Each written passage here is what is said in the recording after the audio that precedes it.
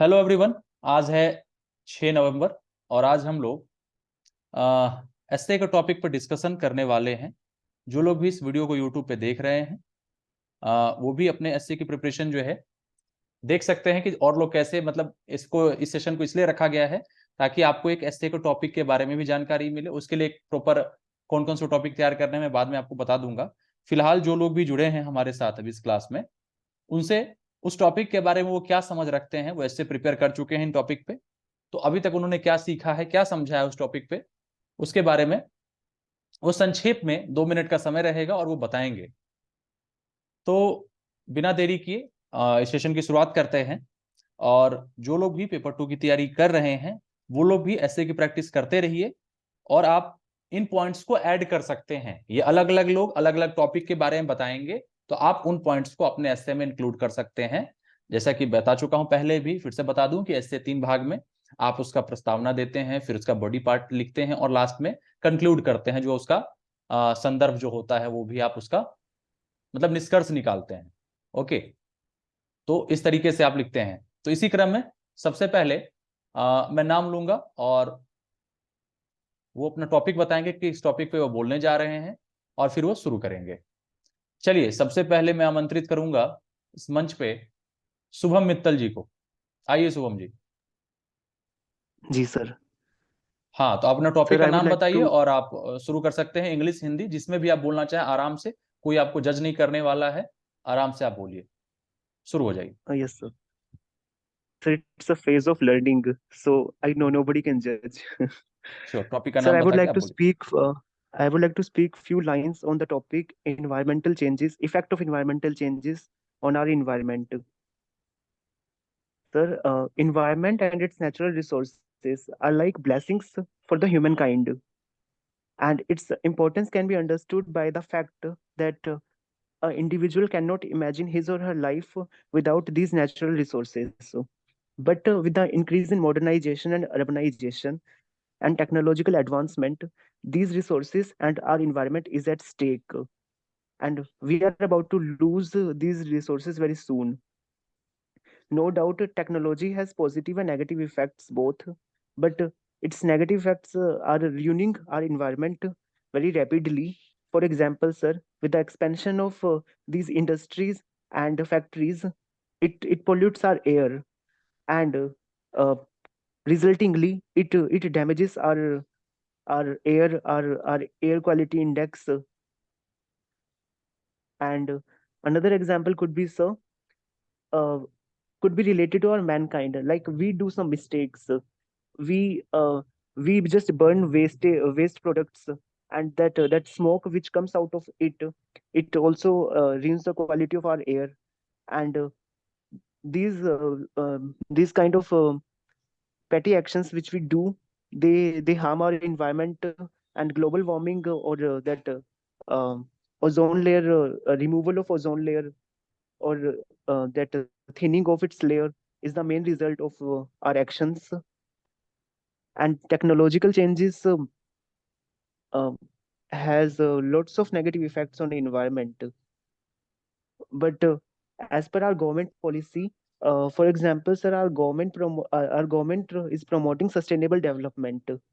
We can also relate to technological changes and environment with sustainable development, that we have to save these resources for our future generations.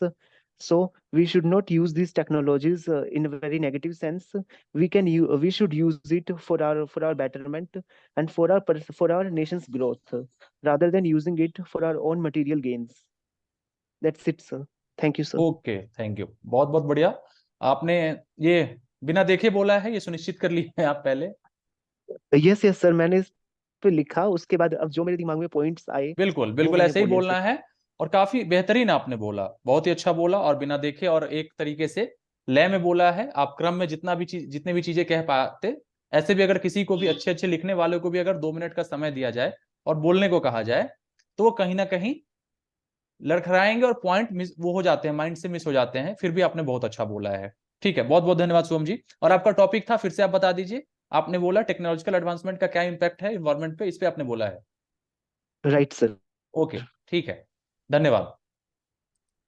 Thank you, sir. बाकी लोग जो है जो भी इस ऐसे को मतलब देख रहे हैं, इस वीडियो को देखेंगे, बाद में भी देखेंगे, वो क्या करेंगे, इसमें से कौन से पॉइंट आप इसमें से ले सकते हैं, क्योंकि अलग अलग माइंड है, अलग अलग थॉट है सभी के। इसमें से जो जो चीज आप पॉइंट अपने ऐसे में ऐड कर सकते हैं वो सीखने की कोशिश करिएगा। टॉपिक आप सोच सकते हैं कि हाँ इन टॉपिक्स पे आप भी तैयार कर सकते हैं, और जो लोग भी बोलेंगे बिना देखे हुए बोलेंगे। चलिए इसके बाद अंजलि झा,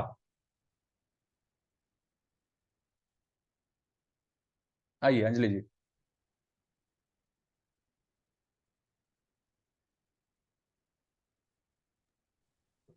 ये सब बोल रही हूँ मैं।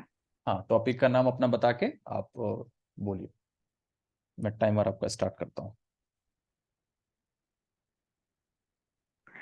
मेरा विषय है जनसंख्या वृद्धि।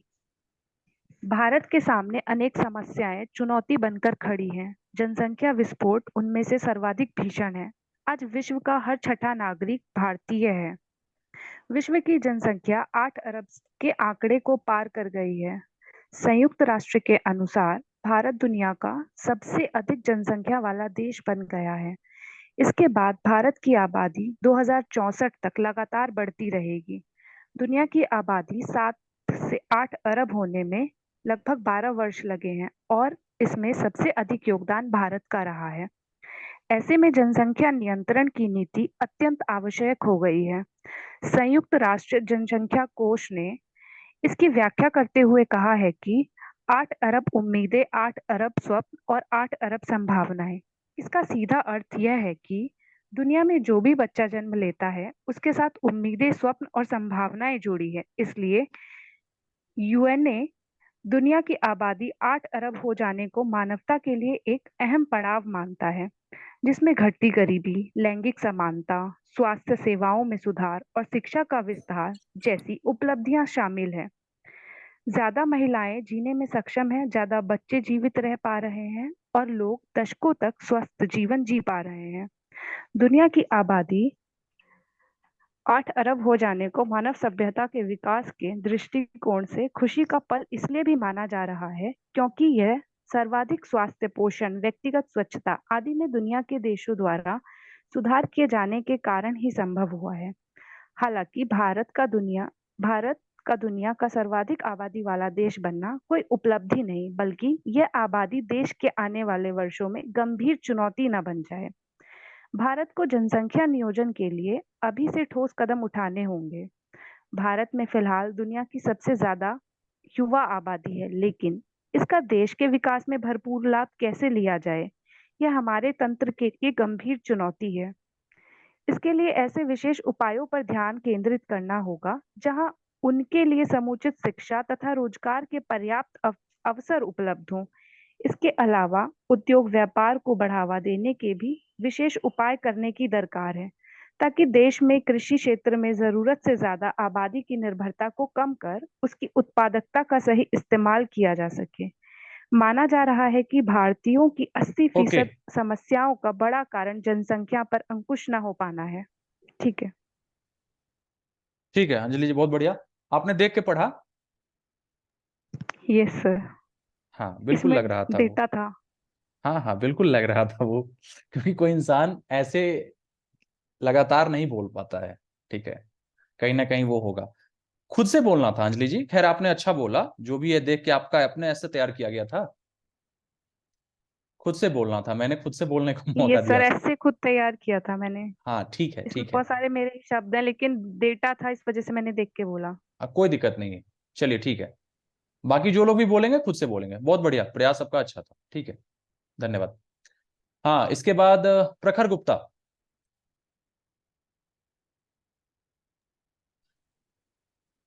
प्रखर जी अपना टॉपिक बताइए और खुद से बोलने की कोशिश करिएगा। Hello, good evening, sir.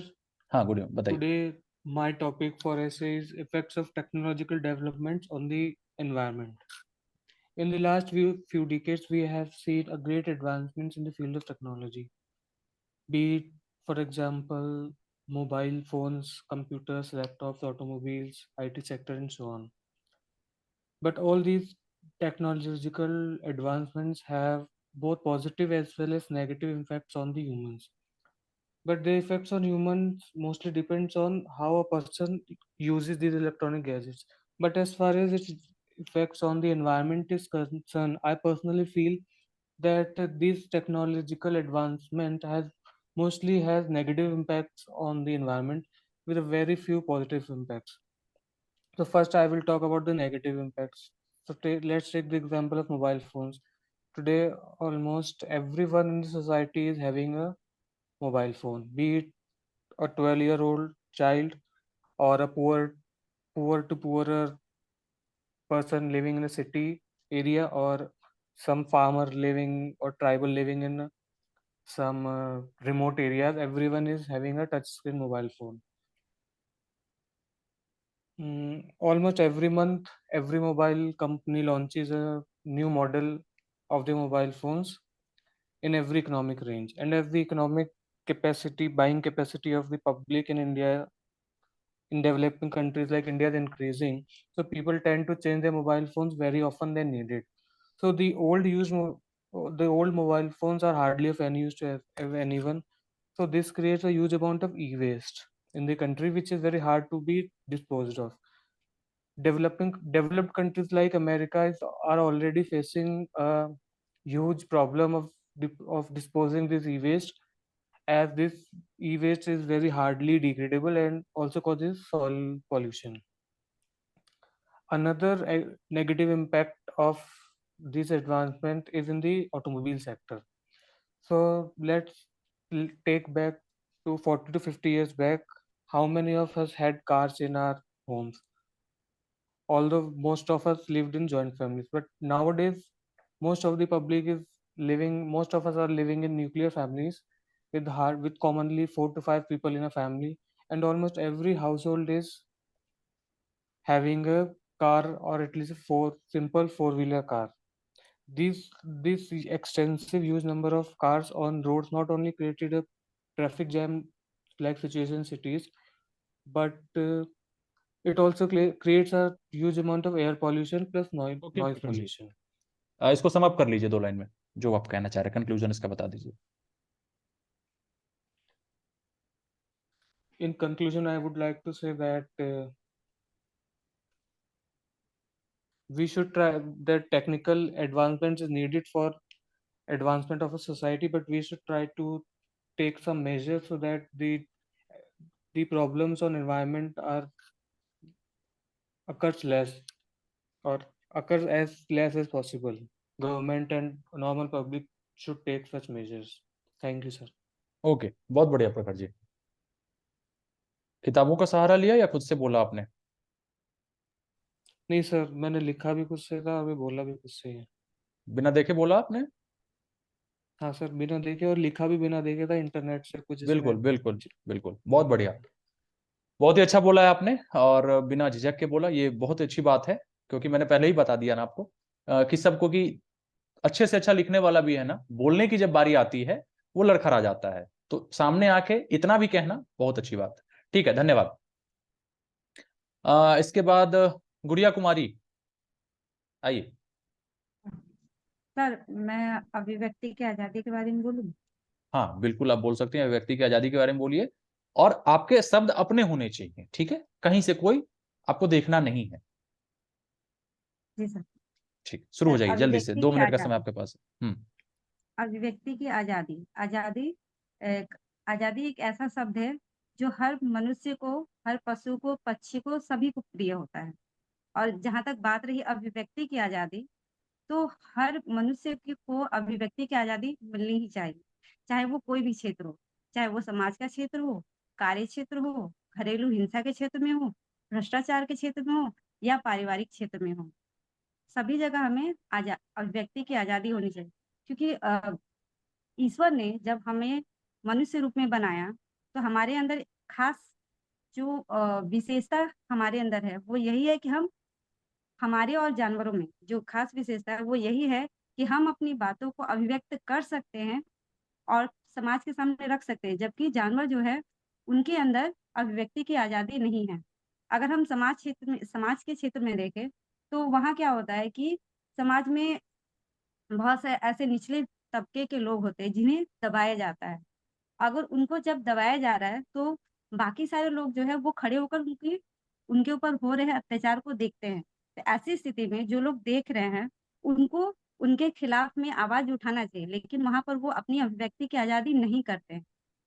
ये हो गए समाज के क्षेत्र में। कार्य क्षेत्र में देखा जाए तो हम लोग आज ऐसा कोई भी मनुष्य नहीं है जो कि कार्य क्षेत्र में ना हो। सभी जो है वो वर्किंग प्लेस में ही हैं। तो कार्य क्षेत्र में होता है क्या है कि बहुत सारे ऐसे लोग होते हैं जो कि आपको अ, अभिव्यक्ति की आज़ादी के तौर पर आपको दबाने की कोशिश करते हैं। वहाँ आपको बोलने का मौका नहीं मिलता है। लेकिन वहाँ अगर आप अपनी बातों को अगर नहीं रख पाते हैं, तो वहाँ क्या होगा कि आप वहाँ दब जाएँगे। नेक्स्ट है आपका घरेलू हिंसा। घरेलू हिंसा के तौर पे देखा जाए दहेज प्रथा, जहाँ की स्त्रियों को प्रताड़ित किया जाता है। वहाँ अगर खुद जो महिलाएँ हैं, उठकर अपनी बात को, आवाज़ को समाज के सामने अगर रखें, तो उनको वहाँ पर दबाया नहीं जाएगा।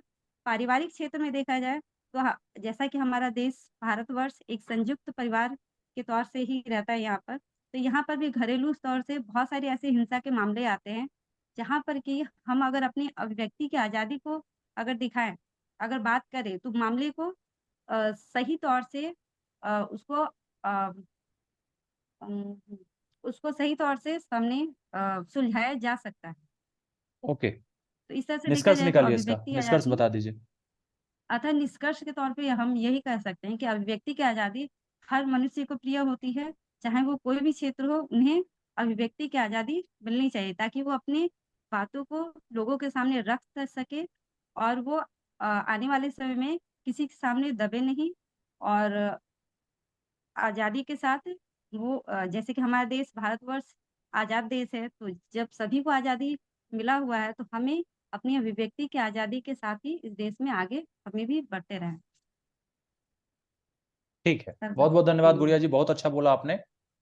और खैर लिखने के क्रम में आप जब भी है तो थोड़ा सा इसमें संवैधानिक जो भी प्रावधान है उसको भी आप उसमें ऐड करिएगा, है ना, जी, कि क्या सर क्या है। खैर उसका बोल, भी नहीं हाँ कर वो हो जाता है। ठीक है, बहुत बहुत बहुत बढ़िया बोला आपने। ओके, धन्यवाद। इसके बाद वेद प्रकाश जी।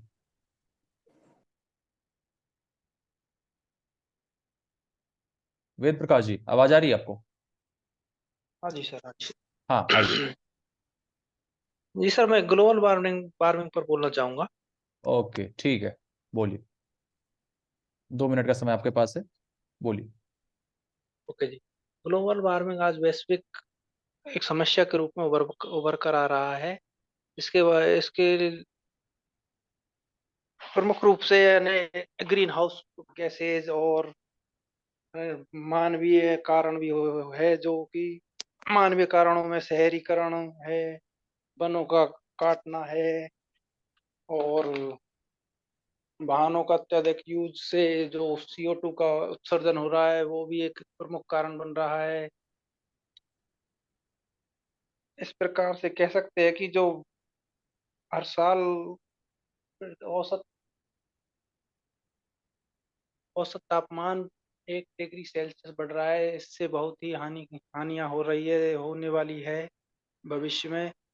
ग्लेशियर पिघल रहे हैं और रेगिस्तान का विस्तार हो रहा है। ये ये एक प्रभाव ग्लोबल वार्मिंग के कारण ही सामने आ रहे हैं। अ, इतना ही हम बोल कैसे पा कर रहा सकते हैं? हूँ। अरे है ना, आप तो अपने इसके कमी बताए, अब इसके रोकथाम के लिए बोल दीजिए जल्दी से, क्या क्या किया जा सकता है इससे बचने के लिए? ग्लोबल वार्मिंग के रोकथाम के लिए हमें वनीकरण को प्रोत्साहन देना चाहिए। सतत विकास के लिए प्रकृति के साथ साथ सामंजस्य बैठाना चाहिए और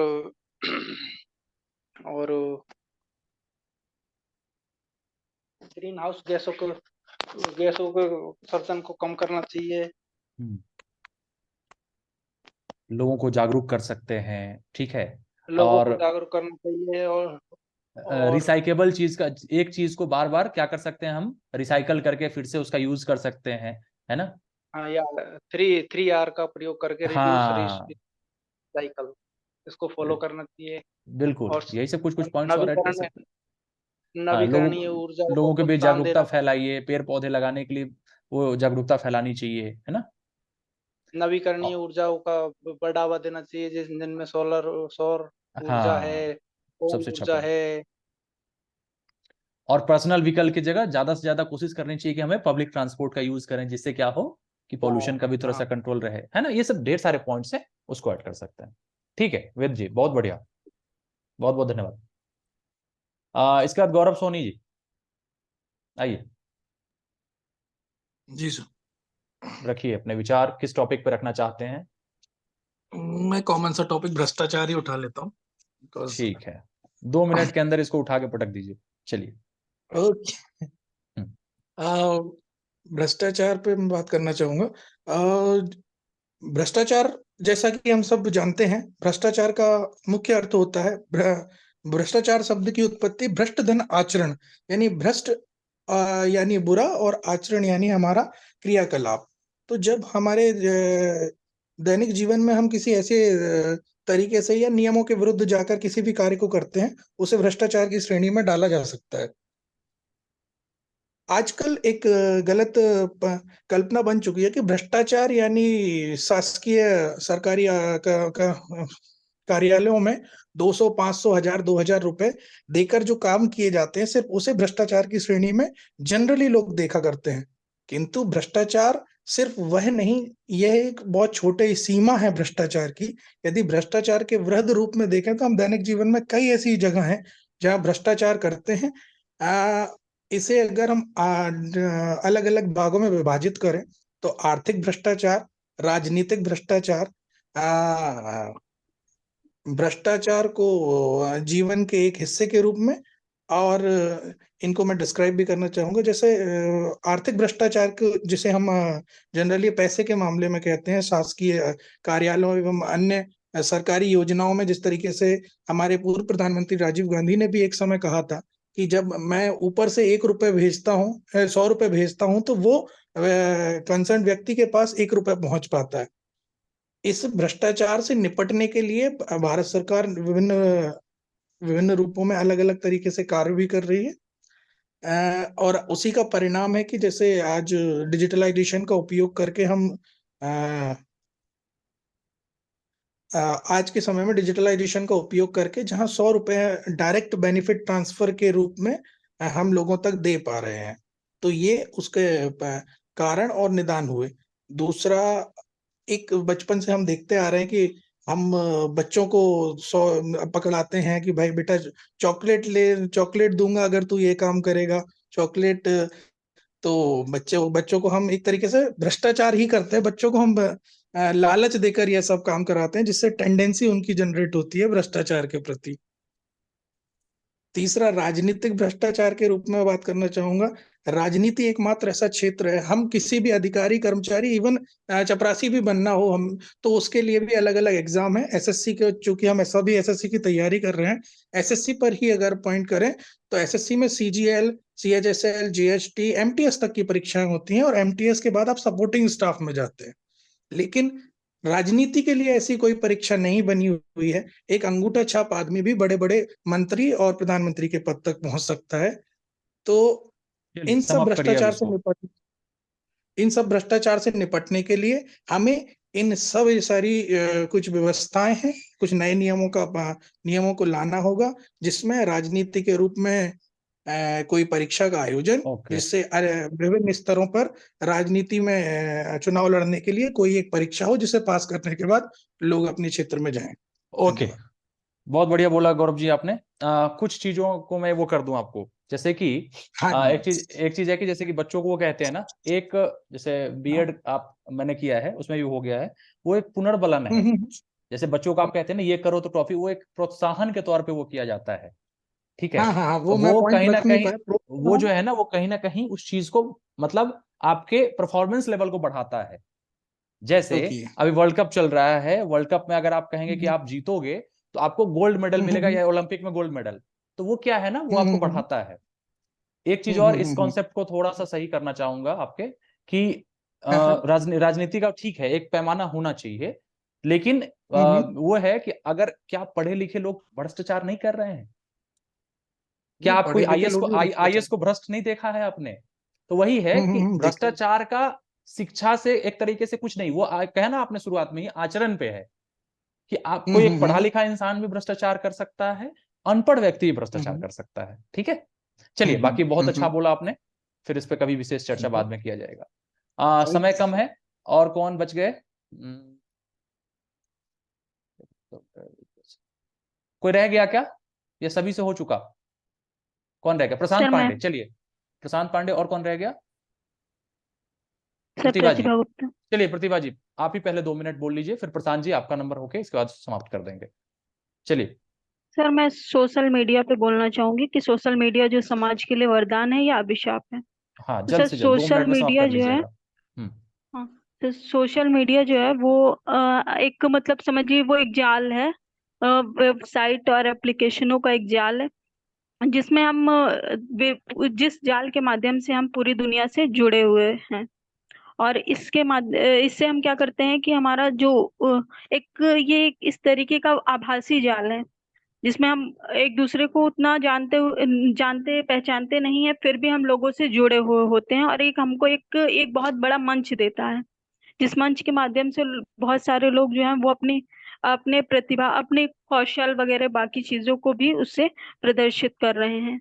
साथ ही साथ ये जो है हमारी दिनचर्या का एक आम हिस्सा बन चुका है। अब तो लोग जो है वो 2 से 3 घंटे उनके पर डे के वो सोशल मीडिया पर ही जा रहे हैं। लोग सुबह उठने से लेकर के रात को सोने तक की अपनी सारी गतिविधियों को सोशल मीडिया पर पोस्ट करते हैं।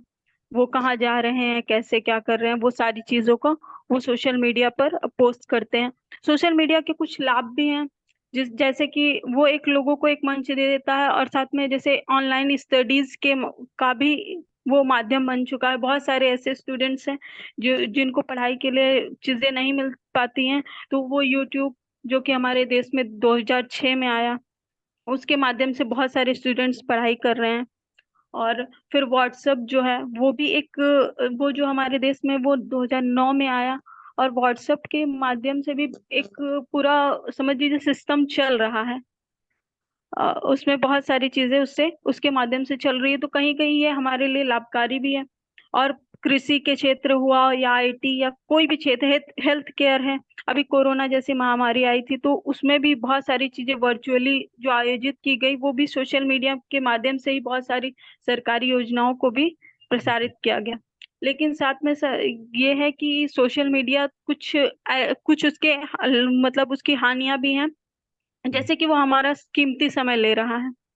बहुत सारे आजकल छोटे छोटे स्टूडेंट्स जो हैं, वो भी बच्चे जो हैं, उनके भी हाथ में मोबाइल फोन है, और वो सोशल मीडिया पर अपना कीमती समय, जो उनका पढ़ाई का समय है, वो सोशल मीडिया पर व्यतीत कर दे रहे हैं। निष्कर्ष, और ये हमें मानसिक बीमारी वगैरह भी दे रहा है। तो निष्कर्ष यही है कि सर, कि कोई भी चीज, जो भी आविष्कार होते हैं, वो अभिशाप या वरदान वो हमेशा वरदान ही होता है, लेकिन उसका वो होता है कि हम उसको कैसे प्रयोग करते हैं, यही उसका वरदान और अभिशाप के क्षेत्र का सिस्टम बन जाता है। जी, तो इसीलिए हमें इसका बहुत अच्छे से उपयोग करना चाहिए। बहुत बढ़िया प्रतिभा जी, बहुत अच्छा बोला आपने। और कहीं ना कहीं हम लोग और आप लोग जो अभी इकट्ठा हैं और जो सुन रहे हैं, बोल रहे हैं, वो भी सोशल मीडिया की ही देन है, जिससे हम लोग आज एक दूसरे से कनेक्टेड हैं और कनेक्ट हो पाए हैं, और अभी हमारी वार्तालाप भी चल रही है। बहुत सारे फायदे हैं, काफी अच्छा टॉपिक है, इस पे बोला जा सकता है, लिखा जा सकता है। जैसे इमरजेंसी के टाइम में भी सोशल मीडिया काफी कारगर होता है। जैसे मान लीजिए कॉलोनी में रह रहे हैं या इमरजेंसी कोई मैसेज डालना है, तो एक बार एक मैसेज डाले, सभी को सेम टाइम में मैसेज रिसीव हो जाता है, तो कितना कारगर है। वही चीज है कि चीजों को सही तरीके से इस्तेमाल करें तो बढ़िया है। प्रशांत पांडे, आपका भी सेम टॉपिक है, मुझे पता चल गया, लेकिन 2-4 कुछ और भी अगर इससे ऐड करना चाहें तो आप ऐड करिए। आइए, 2 मिनट के अंदर अंदर। जी सर, हम आज सोशल मीडिया के अभिशाप और वरदान के बारे में जानेंगे कि जैसे सर सोशल मीडिया है वो आज विश्व में काफी मतलब तरक्की से फैल चुका है, और जैसे कि एक सिक्के के 2 पहलू होते हैं, वैसे सर सोशल मीडिया के भी सकारात्मक और नकारात्मक पहलू हैं। जैसे कि सर पहला सकारात्मक पहलू जैसे ये कि आजकल सोशल मीडिया के थ्रू जैसे कनेक्टिविटी ज्यादा बढ़ गई है, जिससे कि लोग मतलब कि वर्चुअल इंटरेक्शन हो सकता है। और सर जैसे कि बिजनेस स्किल्स वगैरह भी काफी डेवलप हुए सोशल मीडिया के थ्रू। और सर इसके नकारात्मक प्रभाव ये हैं कि जैसे कि आजकल बच्चे जो गेमिंग वगैरह हैं वो इसके काफी एडिक्शन हो चुका है, और जैसे कि काफी मतलब कैसे ऐसी साइट्स पर सर अनयूजुअल चीजें भी सोशल मीडिया के थ्रू ही सर आती हैं। सर इसके कुछ लाभ और हानि है, जैसे कि सर मैं पहले लाभ बताना चाहूंगा। सर पहले इसकी लाभ है, जैसे सर इसके थ्रू कनेक्टिविटी बढ़ गई है सर काफी वर्ल्ड वाइड में। एंड सर इसका सेकंड है सर एजुकेशन। थर्ड है sir building and help and association. And sir fourth है सर इसका जैसे कि इम्प्रूव मतलब बिजनेस के अंदर भी काफी चीजें वो हुई हैं। और सर इसके कुछ हानि हैं, जैसे कि सर साइबर बुलिंग आजकल के टाइम में ज्यादा बढ़ गया है, हैकिंग वगैरह की समस्या बढ़ गई है सर, इसका एडिक्शन बढ़ गया ज्यादा, हेल्थ इशू से रिलेटेड सर कुछ प्रॉब्लम आ रही हैं। सर निष्कर्ष निकालना चाहूंगा सर, सोशल मीडिया सर ये वरदान भी है और अभिशाप भी है, क्योंकि अगर जैसे हम इसका अच्छे से यूज करेंगे तो हम अपने मतलब कि विश्व को काफी अच्छी तरक्की पे ले जाएंगे। पर सर अगर हम इसका नकारात्मक इस्तेमाल करेंगे तो जो आने वाली युवा पीढ़ी है वो इससे ग्रसित होकर इसी के जाल में फंस जाएगी और अपना समय बर्बाद करेगी। Sir thank you. ओके, बहुत बढ़िया प्रशांत जी आपने बोला। चलिए सभी जो लोग भी अभी बोले हैं वो सबकी अपनी अपनी राय थी और अपने अपने टॉपिक के बारे में उन्होंने जो भी तैयार किया था और जो भी कह सकते थे, जितना बेहतर कर सकते थे उन्होंने कहा है, बोला है। ठीक है, फिर ये सेशन बाद में भी रखा जाएगा और सभी का धन्यवाद। और जैसे जो लोग भी इस वीडियो को देख रहे हैं यूट्यूब पे वो भी कुछ टॉपिक्स तैयार कर सकते हैं। जैसे टॉपिक का एक बार नाम मैं बोल दूं, pollution, global warming, e waste, globalisation, women empowerment, corruption, social media, blessing और curse for the society, G20 summit, mission Chandrayaan, role of youth in the progress of India, effects of technological development on environment. ये कुछ topic हैं, मतलब ये normal से topic है ये सब। और इसमें क्या ऐड कर सकते हैं आप, जो करंट के जो भी टॉपिक है वो आप खुद से ऐड कर सकते हैं। जो ट्रेडिशनल टॉपिक आते रहते हैं वो आप उसको तैयार कर सकते हैं, जैसे भ्रष्टाचार हो गया, वुमेन एम्पावरमेंट, इस तरह के टॉपिक। करंट जो अभी हाल फिलहाल में 1 साल में जो घटनाएं घटी उस पर आप तैयार कर लीजिए। और क्या है, साइंस एंड टेक्नोलॉजी से रिलेटेड कुछ टॉपिक्स आप तैयार कर लीजिए। ठीक है, इन सभी का मिश्रण करके 25, 30, 40 ऐसे आप अगर आप तैयार कर लेते हैं तो पेपर 2 में काफी बेहतर प्रदर्शन आपका हो जाएगा। और सटीक वो टॉपिक भले एग्जाम में आए ना आए, लेकिन आपके पास इतना ये हो जाएगा, इतनी क्षमता आपकी बिल्डअप हो जाती है कि आप उसके बारे में बखूबी कुछ ना कुछ आप इतना पढ़ चुके होंगे ना उस 30-40 ऐसे के क्रम में कि आप बिल्कुल उसमें लिख पाएंगे और अच्छा कर पाएंगे। ठीक है, तो बाकी इससे अब और भी ऐसे आप लोग तैयार करिए और लिखने की कोशिश करिए, और समय के साथ लिखने की कोशिश करिए कि कितना टाइम लग रहा है वो जरूर प्रैक्टिस करिए। जो लोग चैनल पे नए होंगे चैनल को सब्सक्राइब कर लीजिएगा, और डिस्क्रिप्शन बॉक्स में व्हाट्सएप ग्रुप का लिंक दे दे रहा हूं, वहां से आप जुड़ सकते हैं। वहां पे आपको प्लेन पेपर जो है जिसपे प्रैक्टिस करनी है वो भी मैंने शेयर कर चुका हूं, आपको हमारे टेलीग्राम ग्रुप पे भी मिल जाएगा। वहां से भी आप उसको डाउनलोड करके उस पर आप लिख सकते हैं, प्रैक्टिस कर सकते हैं। और समय के साथ हमेशा प्रैक्टिस करिए, तो समय के साथ प्रैक्टिस करिए और ट्रांसलेशन की प्रैक्टिस करते रहिए। उम्मीद है कि तैयारी आपकी बेहतर चल रही होगी। सभी का जुड़ने के लिए बहुत बहुत धन्यवाद। मिलते हैं फिर अगले वीडियो में।